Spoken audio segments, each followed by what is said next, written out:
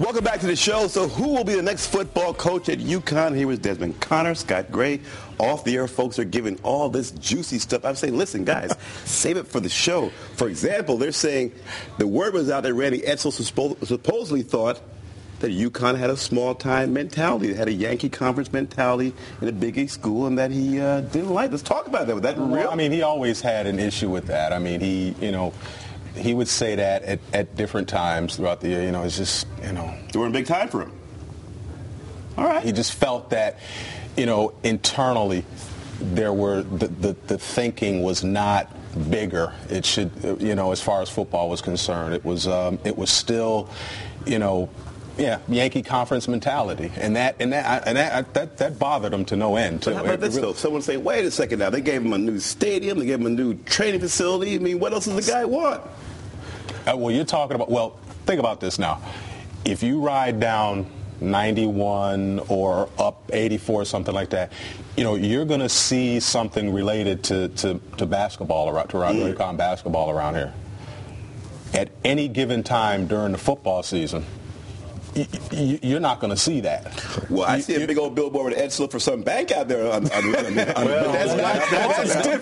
That's different. Connecticut doesn't pay for that. I don't see the University of Connecticut out there. He's not wearing UConn stuff either. There are a lot of examples about what Des is talking about, because the big thing is right now football drives the bus in the NCAA. It's the big money maker. That's where all the legislating is done. I mean, the basketball-only schools sit outside the door when the legislating is done, and then they find out what's going on. And that's right. UConn has not caught up with that. A lot of the Big East hasn't caught up with that yet, but UConn particularly hasn't caught up with that. Well, because Randy has been constantly reminded. There have been a number of incidents where he's constantly reminded that basketball runs the show at the University of Connecticut. And that situation is going to have to change if UConn is going to catch up with the rest of the NCAA. I mean, they're in position to. They've got all two Hall of Fame basketball coaches. They ain't going to change anytime soon, boys. But that. It's going to have to, because until you have a men's or women's championship game that's going to bring in $17 million just on one payday, the conversation's over.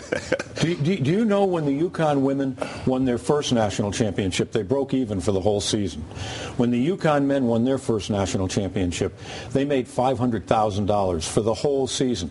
The University of Connecticut football team, in the first bowl game, just the first bowl game they played in, one game, made more money. But they lost a lot of money in tickets, though. $2.9 million, they couldn't sell the tickets. This is why they have got to get that football mentality alive in stores, why they've got to bring that football mentality to the University of Connecticut. So you can sell tickets. So you can sell tickets and stuff. And obviously, this was a tough sell. This game being in Arizona right after that was a tough sell. It would have been better if it was the Orange Bowl down in Miami. A lot of people were looking forward to that.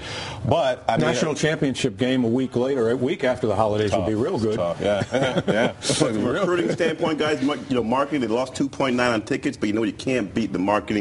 Prime time on New Year's Day. Every recruit in America seeing that game. You can't beat that. Let's talk about this now. So now the issue of whether or not UConn is thinking big enough. Let's talk about coaches. Are they thinking about it big enough about who the coaches may be in the future? A lot of folks lining up. Let's start with a guy who maybe a lot of folks don't know, the assistant coach, Hank Hughes. Hank Hughes, who I hadn't know much of, but I saw this soundbite. I tell you what, I like this guy. Take a look at Hank Hughes. I know two programs that had a lot of success promoting from within, Texas Christian, TCU, and Boise. They've had great success.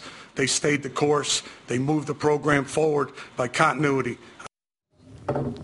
He's saying, I want the doggone job. I've earned it. The team is improving. What about me? I like the guy. A lot to say for continuity, Des. A lot to say. And he's a good guy. Yes, he is. He would be a real good guy to work with. Yes, he is. But is he a sexy enough name to bring in the recruits? Listen, it's not about that. You know what I mean? It's not about that. I know people think, we bring in a Mike Leach, or we bring in a Philip Fulmer, or we bring in something like that, all the recruits are coming. You can have recruits coming, but they still have to be eligible. They still have to get into the school, and they have to develop within the program. They already have a system of the kind of player that they want to get. Obviously, they're going to have to boost that up now, especially with TCU coming into the league. Everybody's going to have to boost up their level of recruiting to compete with that program. But I think they know that they're already on the right track. Right. All the assistant coaches in there know what they're looking for. They've built this. A lot of those guys in there have built this thing up to the point where it is. They know which direction they want to go. They know how they got to the BSCS, and they know which direction they want to go in.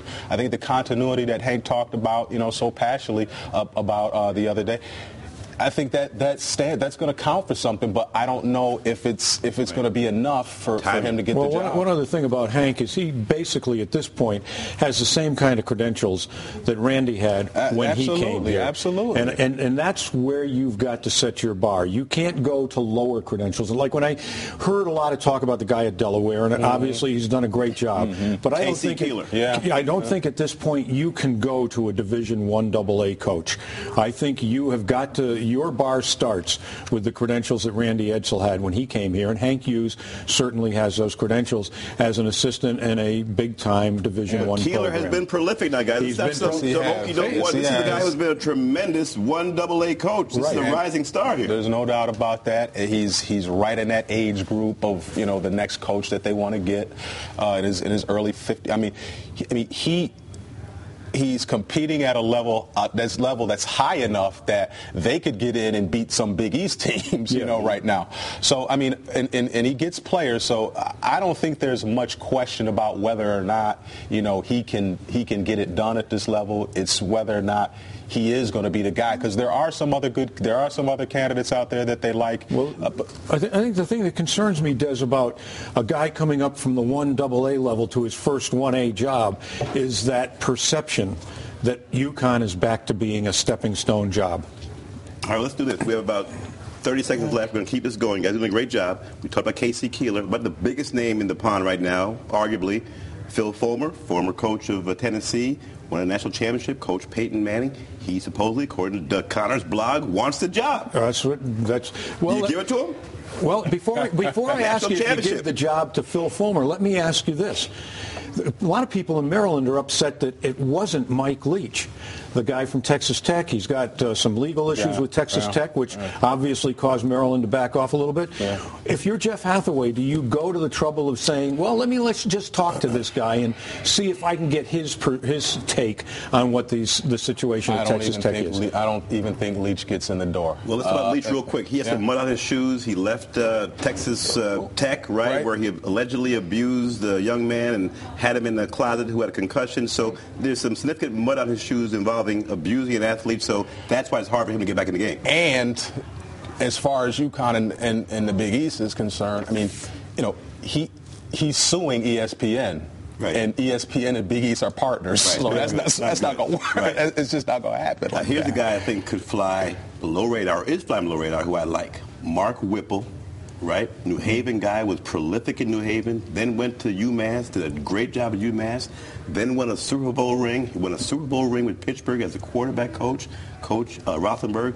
Then went to Miami and kind of flamed out there. There's a guy with a creative offense, a good coach. Well, Whipple, Connecticut ties. Yeah, I think he's a good candidate. No question about it. What's the downside of him? Can be a little combative. Mm-hmm. You know what I mean? That's the strong personality for a guy that's just coming in. You gotta be careful of that. You're dealing with.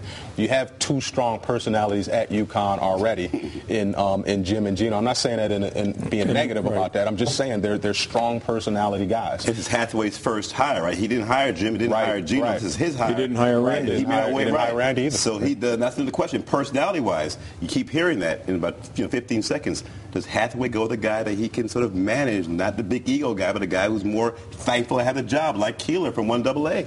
Real quick. I don't know if it has to be a guy that he can manage. I don't think it's about that. I think he's just looking for a guy he's sure can get the job done. So a big personality shouldn't scare him, but could. Right. Absolutely. All right. Let's finish our conversation back with some final thoughts on the future of UConn football now that Coach Randy Edsall has departed for Maryland. Don't even think about going away.